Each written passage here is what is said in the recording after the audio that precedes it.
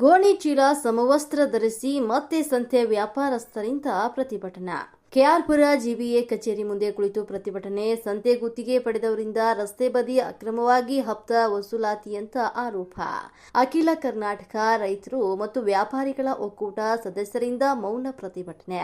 ಈ ಹಿಂದೆ ಇಲ್ಲಿನ ಸಮಸ್ಯೆಗೆ ಫುಲ್ ಸ್ಟಾಪ್ ನೀಡಲು ಜಿಬಿಎ ವತಿಯಿಂದ ಗಡಿ ಗುರುತಿಸ್ತಾ ಇದ್ರು.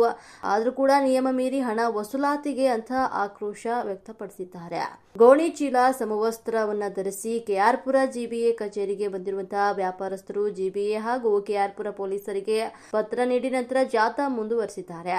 10 ಜನ ಸದಸ್ಯರಿಂದ ಬೆಂಗಳೂರು ನಗರ ಪೊಲೀಸ್ ಆಯುಕ್ತರಿಗ ಭೇಟಿ. ಅಕ್ರಮ ಹಣ ವಸೂಲಾತಿ ಮಾಡಿದರೆ ಕ್ರಮ ಕೈಗೊಳ್ಳುತ್ತೀನಿ ಅಂತ ಹೇಳಿದ ಅಧಿಕಾರಿಗಳು ಏತ ಸಾಕ್ಷಿ ನೀಡಿದ್ರು ಯಾವುದೇ ಕ್ರಮ ಕೈಗೊಳ್ಳುತ್ತಾ ಇಲ್ಲ ಅಂತ ಆಕ್ರೋಶ. ಜಿಬಿಎ ನಿಯಮಾವಳಿ ಉಲ್ಲಂಘನೆ ಮಾಡಿ ವ್ಯಾಪಾರಸ್ಥರಿಂದ ಹಣ ವಸೂಲಿ. ಸಂತೆ ಮಾರುಕಟ್ಟೆಯಲ್ಲಿ ಎಲ್ಲೂ ದರಪಟ್ಟಿ ನಿಗದಿ ಆಗಿಲ್ಲ, ಒಂದು ರಸೀದಿಯಾಗಿ ನೀಡ್ತಾ ಇಲ್ಲ ಅಂತ ಕಿಡಿಕಾರಿದ್ದಾರೆ.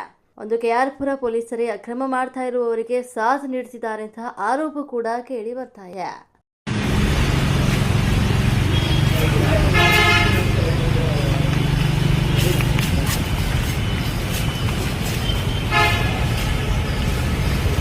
ಇಲ್ಲ